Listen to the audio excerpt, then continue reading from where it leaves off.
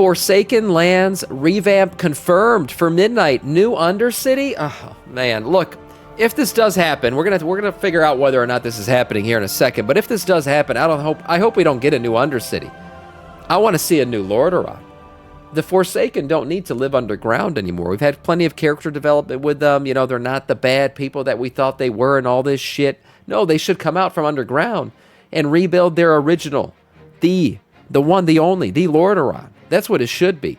I hope Blizzard does eventually rebuild Lordaeron in some way, shape, or form. Makes it like a cross-faction hub, kind of like they did with Silvermoon. And we get to revisit the Lordaeron throne rooms, the Path of Roses, and everything else that's made that whole city glorious in terms of lore.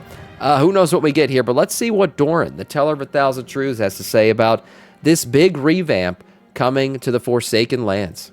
So we have a couple of official Blizzard interviews where Blizzard not only confirms their interest in revamping older zones, but they outright state that they're planning changes to Forsaken Lands and that some Forsaken characters will be returning in Midnight. Sylvanas just came out with a new questline, yeah, we played on ratings, calling the Shadowlands, confirming that they're not a real afterlife, and then she leaves the conversation open-ended, as in she plans to return to the world of the living.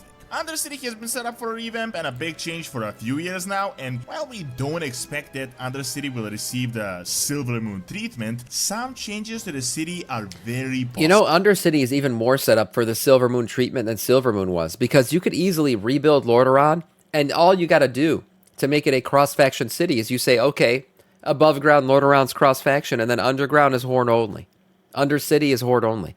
It'd be so easy for them to do in terms of if they wanted to divide it up into Horde and Alliance. It's done for them. You just literally above ground's Alliance and Horde and below ground's Horde only. Done.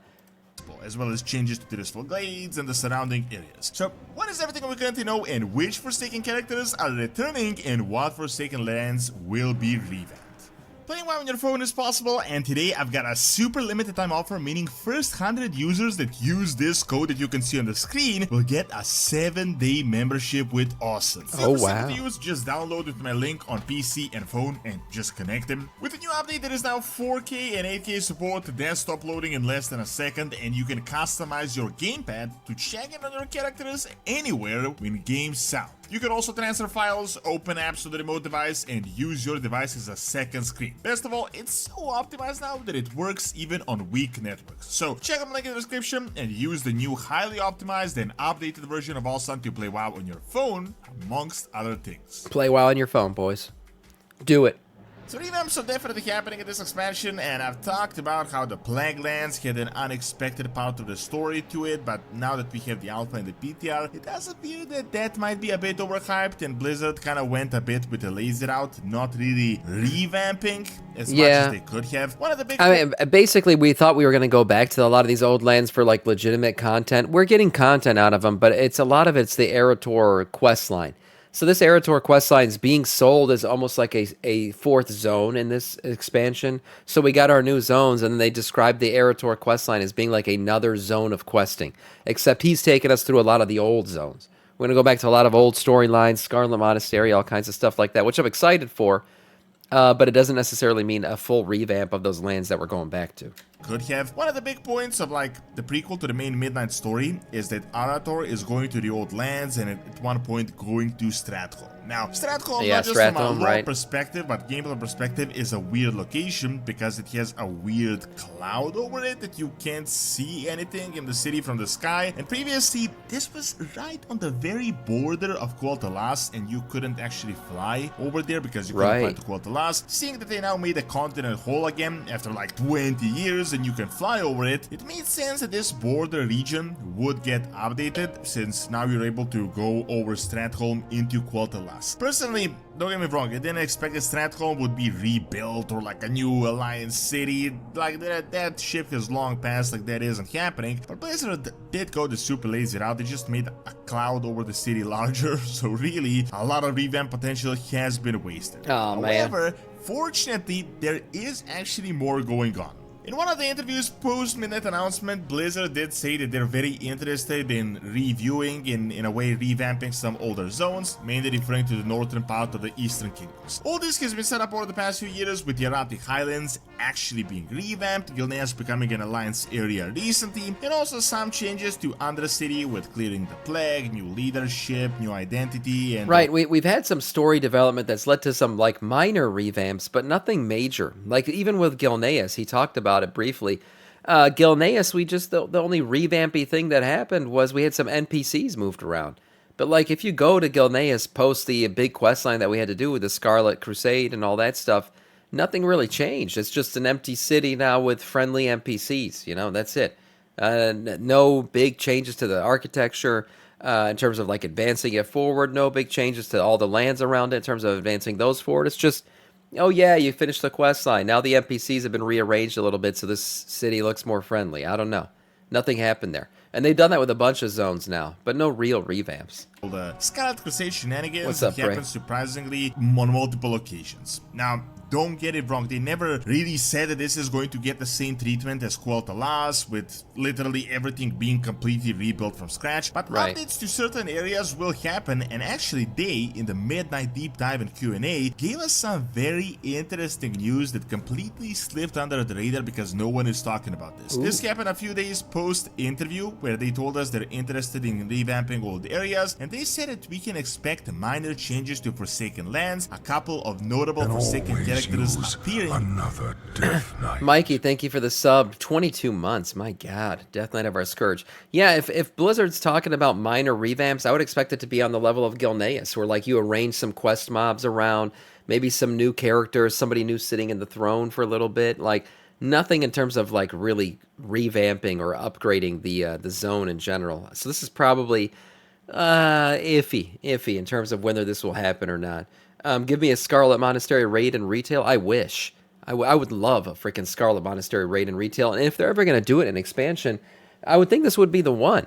Because it's all about light and, you know, the power of the light against the void. And, you know, maybe we should explore what happens when you get a little bit too crazy with the light and the bad side of the light. And that's what the Scarlet Monastery really does, is the Scarlets and all that shit. Very racist, you know, they're a bit edgy in terms of their use of the light. They've used the light for evil before, and that would be a great storyline to explore through a Scarlet Monastery raid. I wish. Will we get it? Yeah, I don't know. Or give me Scarlet Monastery Mythic Plus. I can deal with that too. I would just love to spend more time there. In Midnight, but it won't be Urella's the final raid boss? That'd be cool. The expansion. Now, other than this, we actually have some absolutely crazy new lore with Sylvanas. First of all, right when the expansion... the thing about Urella is some people say she's like the Scarlets. Who just kicked off a hype train? Thank you. Who was that? Damn. We got a ghost type train, I guess. Oh, there it is. Cooper coming out with the tier 1 sub. Thank you so much, Cooper. I appreciate that. Death Knight of our Scourge. In terms of Scarlet Monastery and Urel, some people compare her to it, but they're not really comparable. They're comparable in maybe that they got a little bit overzealous with the light, but the Scarlets are humans only, strictly humans. Like they take a very racial stance on their use of the light and where the light belongs, and it should only be the humans using it and that kind of shit. Whereas Urel, she was, you know, she's obviously not a human. Plus, she was taking other races in. She was taking the Magar orcs into her ranks. The Scarlets would never do such a thing. Like, even if an orc practices the light and knows everything about the light and is totally into it, the Scarlets would kill him on sight. They don't give a shit about that. It's humans only on them. So I don't think Urel would be welcomed into the Scarlets at all. So that there might not be crossover with that storyline. But Urel is a raid boss down the line. We got to go back and take care of that shit. Yeah, maybe that could happen.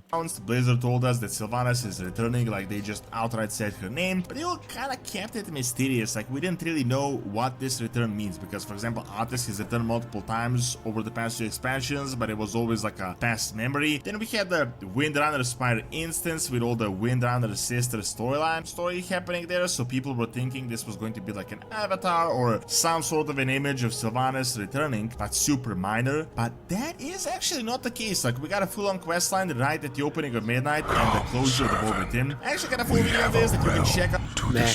Thank you for the follow. Welcome to our Scourge. From like 2 weeks back on the channel, because we have a quest line. Yeah, Sylvanas is coming back fully. We go into the mall, and Sylvanas literally single-handedly retcons like half the Shadowlands lore, tells us that this is a fake, potentially Titan realm, and that the real afterlife exists beyond. And this is not a spoiler. Like, a lot of people already suspected this. The whole afterlife and being retconned by Sylvanas, it's good. It kind of verifies what we already thought.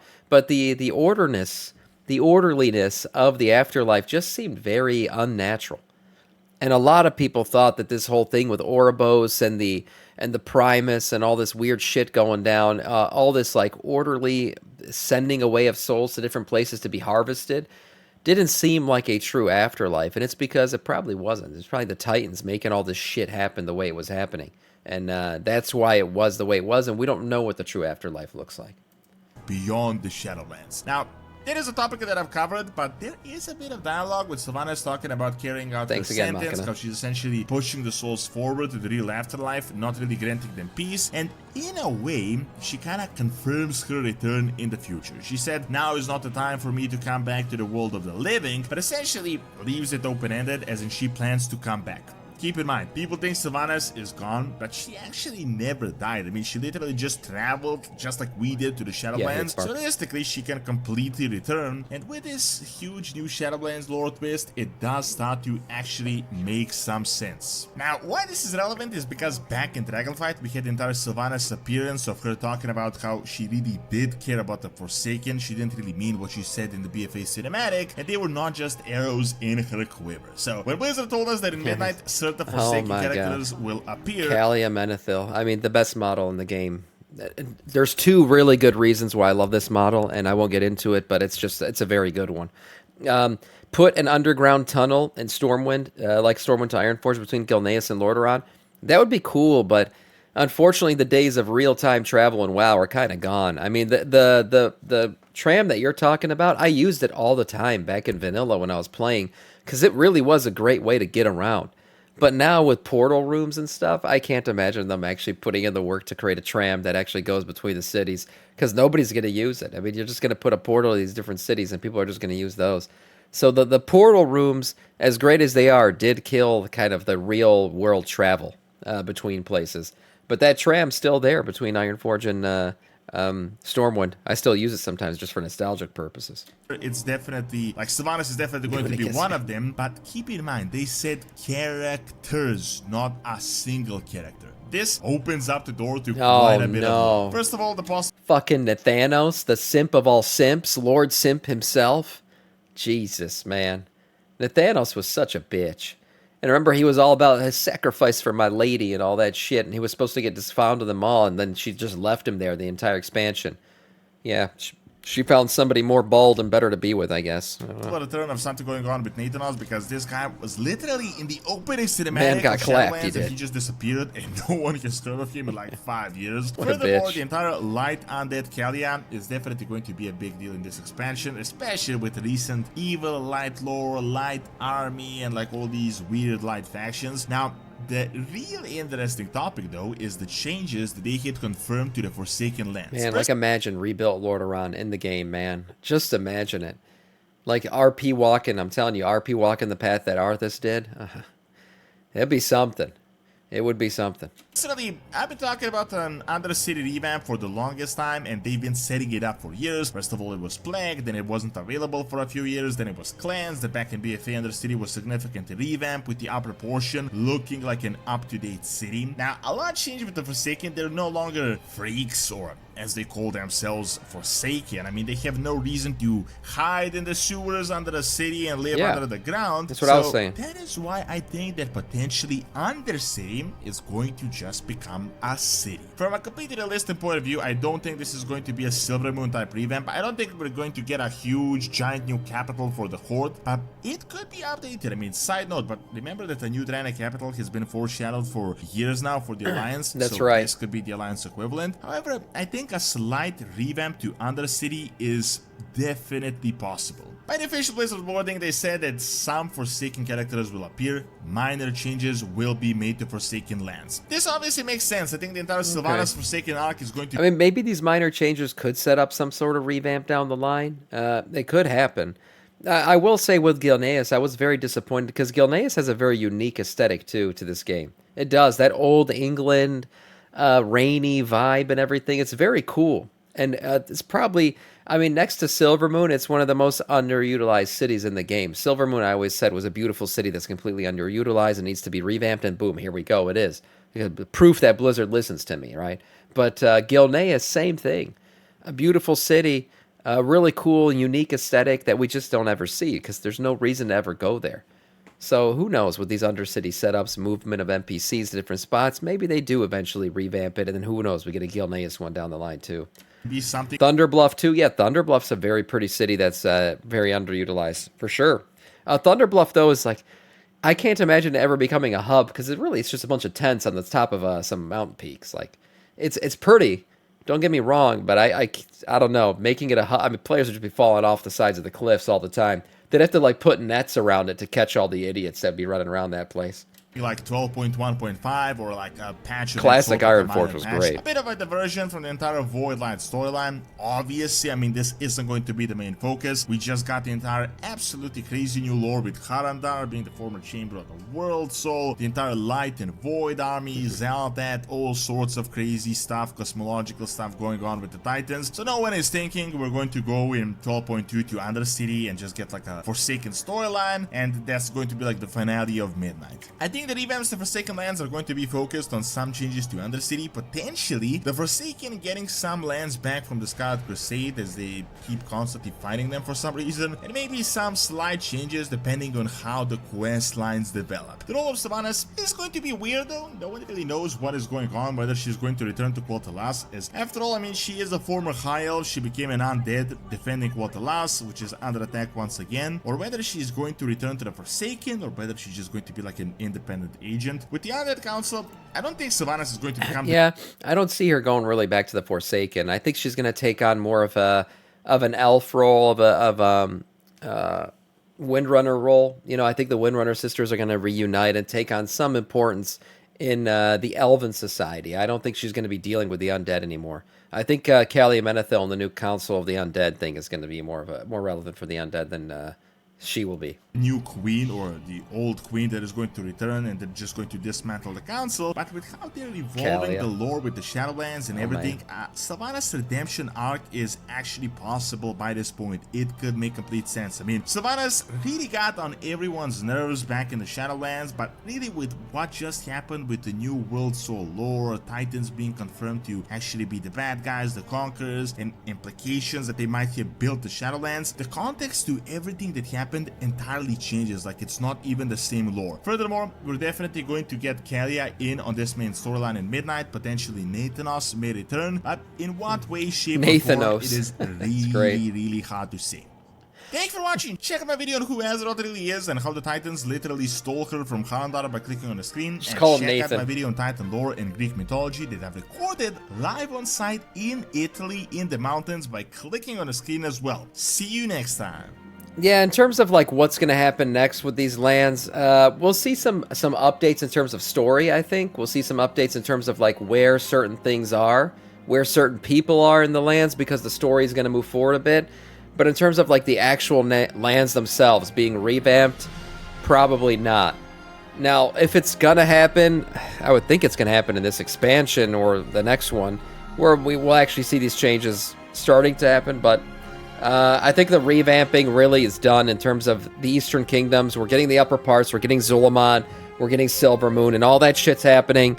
And beyond that, just some story updates to the rest of the zones. But still, a nice video here from Doran.